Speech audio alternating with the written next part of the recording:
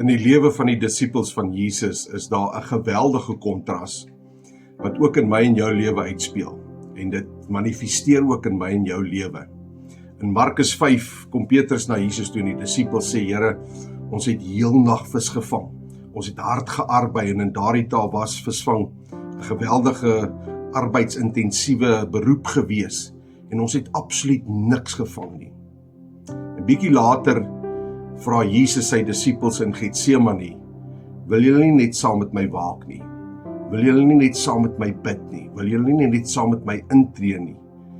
En hulle kon nie vir 'n uur lank saam met Jesus waak en bid nie.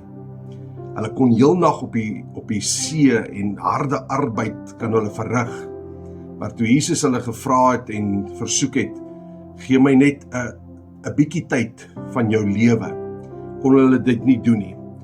En weet jy wat, ons maak tyd vir belangrike dinge in ons lewe. As dit ten goeie van my is, as ek daaruit voordeel kan trek, dan maak ons tyd. Ons sal selfs tyd opoffer daarvoor. Ons sal tyd uitkoop soos die Bybel ons leer as dit vir my voordelig is. En ons doen baie dikwels spandeer ons ure aan ons werk in sosiale media en die televisie en ander verantwoordelikhede.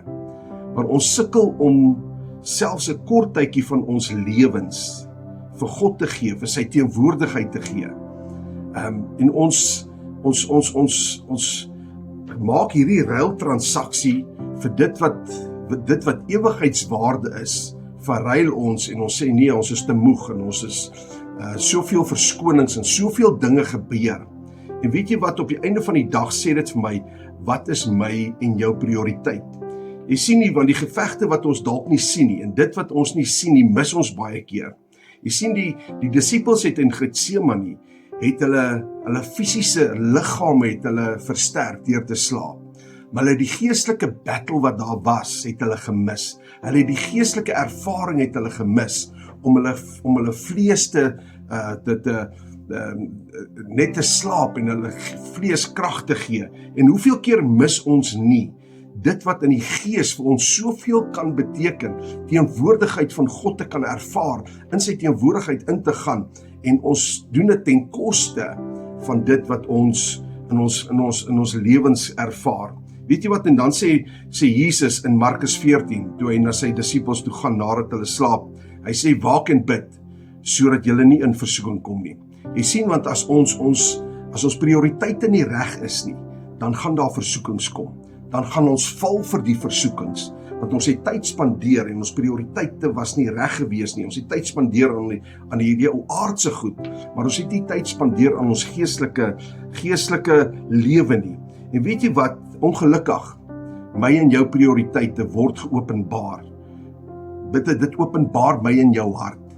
Ons prioriteite, dit wat gebeur, dit wat jy mis, dit wat jy jou tyd aan spandeer, dit wat jy prioritiseer, openbaar wat in jou hart ingaan. En hoeveel keer sien ons dit nie in gemeentes en dat daar soveel verskonings is, en baie keer is mense vertel leuns as verskonings, net nie om in God se teenwoordigheid in te kan kom nie. En ons agenda wys waar ons skatte lê. Ons prioriteite lê wys waar ons skatte lê.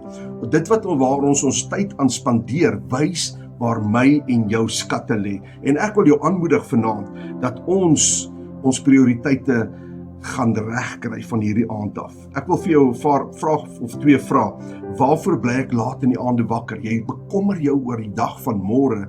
Ons kan laat wakker bly. Ons kan slapelose nagte hê oor hierdie ou lewe, maar ons kan nie wakker bly om in God se teenwoordigheid in te kan wees nie. Waarvoor offer ek my energie op? Kry my werk, my stokpertjies en my bekommernisse meer van my aandag as wat my verhouding met Jesus het. En ek wil jou aanmoedig dat hierdie waarskuwing wat Jesus vir sy disippels gegee het, ook die waarskuwing vir my en vir jou is waak en bid, sodat ons nie in versoeking kan kom nie, want die vyand sien dit, hy sien ons prioriteite, en hy gaan versoekings bring, sodat ons tyd spandeer op dit wat nie ewigheidswaarde het nie. Kry jou prioriteite reg, en jy gaan sien wat die Here vir jou gaan doen.